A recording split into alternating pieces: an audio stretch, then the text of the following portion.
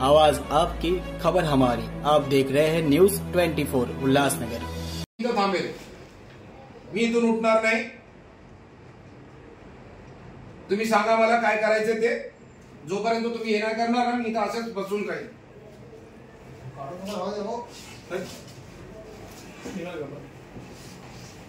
पालिकेची अशी फसवणूक करतात नाही, हे असंच राहणार नाही। पालिका प्रशासन लोकांची फसवणूक करतं नाही, ते सोडत नाही। मला त्यांनी लेखी पत्र द्यावं आणि यांनी त्याचा खुलासा करावा की यांनी लोकांची फसवणूक करताय। कोणार्क कंपनीला साधं पत्र नाही दिलं, मग मला उपोषणाला का पत्र दिलं की तुमची 7 तारखेला बैठक आहे आयुक्तांच्या दालनात त्यांच्या अध्यक्षतेखाली। मग अध्यक्षतेखाली जर त्यांची बैठक लावलेली आहे तर मग आज कंपनी प्रशासनाला का नाही बोलवलं? कंपनी प्रशासनाचा प्रतिनिधी तो उपस्थित, म्हणजे कंपनी प्रशासन आणि हे लोक संगनमत करतात ना। म्हणजे यांनी अगोदरच ठरवलेली की यांची वेळ काढून न्यायची म्हणून का नाही घेतली बैठक? आणि आयुक्त नव्हते तर मला कळवण्यात आलं पाहिजे होतं ना। मी उपोषण करताय, जर तुम्हाला पुढची मला तारीख द्यायची होती तर मला कळवायचं होतं। का नाही कळवलं पालिका प्रशासनाने? हे सरळ उघड आहे की कोणार्क कंपनीला पालिकेचे अधिकारी घनकचरा व्यवस्थापनासाठी पाठीशी घालतात आणि या सगळ्यांचे लागेबांधे आहेत। तुमचे उपोषणाचे विषय काय होते? उपोषणाचे विषय होते की कामगारांना न्याय मिळावा। सहाय्यक कामगार आयुक्तांनी लेखी दिलेले आहे, त्याच्या प्रती सगळ्यात दिलेल्या आहेत की त्यांना त्यांचे मूळ वेतन जे किमान वेतन आहे ते कायद्याप्रमाणे द्यावं। त्यांचा किमान वेतनचा जो आतापर्यंतचा फरक आहे तो देण्यात यावा, त्यांना आय कार्ड देण्यात यावं, त्यांना पीएफ आणि एसआयसी ची सेवा उपलब्ध करून देण्यात यावी, त्यांना ओव्हरटाईमचे पैसे मिळावेत। तरी ते कोणत्या गोष्टीला कोणी उपस्थित नाही, कोण उत्तर द्यायला तयार नाही। कंपनी प्रशासन आणि महानगरपालिका संगनमत करते, मी करतो मारल्यासारखं, तू कर रडल्यासारखं आणि वेळ काढून नेते। हे पूर्णपणे शहराची फसवणूक आहे। 400 मॅट्रिक मी सर्व पत्रकारांना आणि उल्हासनगरच्या सगळ्या जनतेला आवाहन करतो की डम्पिंग ग्राउंडला येऊन उभा राहा आणि बघा मोजत दिवसभरात 400 मॅट्रिक टन कचरा येतो का। महानगरपालिकेनी आणि कोणार्क कंपनीनी मिली भगत करून 400 मॅट्रिक टनचा आकडा आणला कुठून, याची पडताळणी तिकडे समोर जाऊन करावं। सगळ्या शहरवासियांना बोलवतो मी। शहरात 400 मॅट्रिक टन कचरा निघतच नाही, मग हा आकडा महापालिकेने कसा काय मंजूर केला आणि त्याच्या मोबदल्यात कोणार्क कंपनीला पैसे कसे काय देतात? उपोषणाला बसलेली त्या टायमाला लेंगरेकर साहेब तिथे खाली ज्यूस घेऊन गेले ना, ते मला नका सांगू। का नको सांगू? इतर उपोषण करताना तुम्ही ज्यूस पाजता, त्याचे फोटो व्हिडिओ आम्ही बघतो। मी जर उपोषणाला बसलोय आणि कोणाच्या विरोधात बसले तर आपण आरडाओरडच करणार आहोत का? थोडं शांततेने घ्या ना, ऐकतोय साहेब, शांततेनेच घेतोय। मी तुमच्या जवळ गेल्या 6 महिन्यापासून पाठपुरावा करतोय, आम्ही सगळे ऐकतोय, तुम्ही शांततेने। मग तुम्ही सांगा ना, मी तुम्हाला पत्र दिलेलं सहाय्यक आयुक्तांनी किमान वेतनचं, मग ते का नाही अजून इम्प्लिमेंट केली? आयुक्तांचा फोन होता माझं उपोषण सोडवायला, नाही पडी साहेबांनी अचानक लागले तर काय? बरोबर ना साहेब, बरोबर ना बोलतो ना।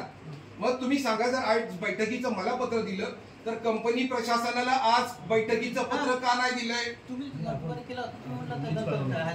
का नाही दिलं?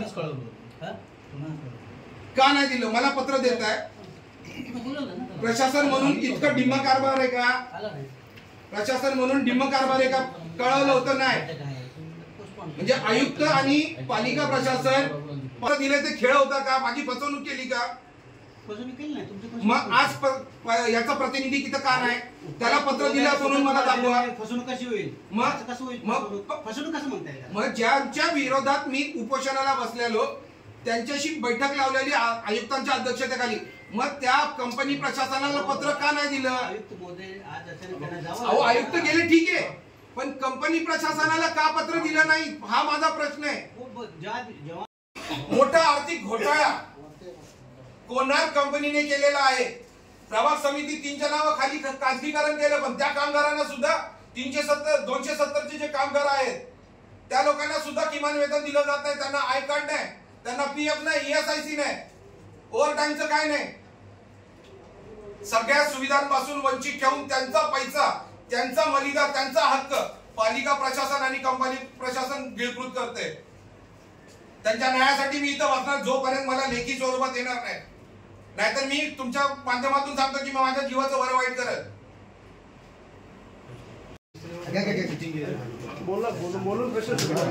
शहराची स्वच्छता करणाऱ्या लोकांचे पैसे खाल्ले जातात.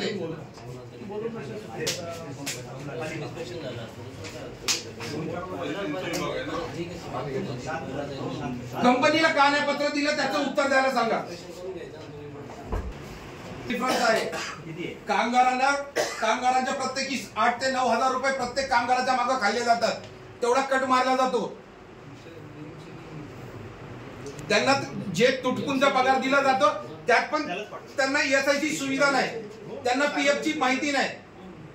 किती कामगार आहेत दोन्ही टेंडरचे मिळून 850च्या जवळपास कामगार आहेत आणि ते शहराचेच नागरिक आहेत. ते पण उल्हासनगर महानगरपालिकेला टॅक्स पे करतात.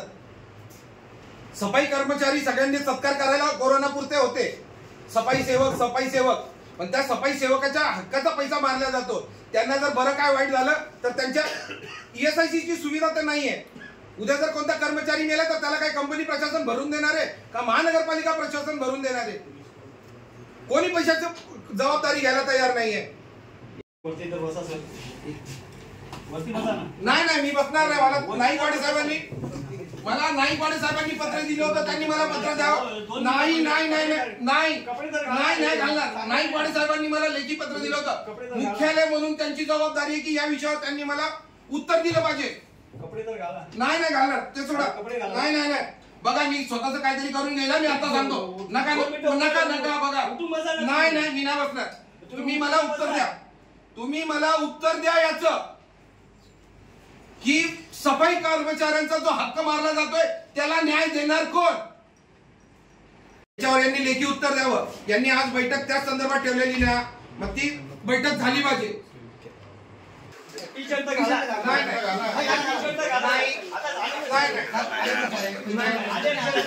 नाही मी नाही घालणार. तुम्ही माझ्या प्रश्नाचं उत्तर द्यावं. नाही घालणार. मैत्रीपूर्ण संबंधाचा तुम्ही पट्ट्याबोळ केलेला आहे. नाही घालणार. सांगा साहेब.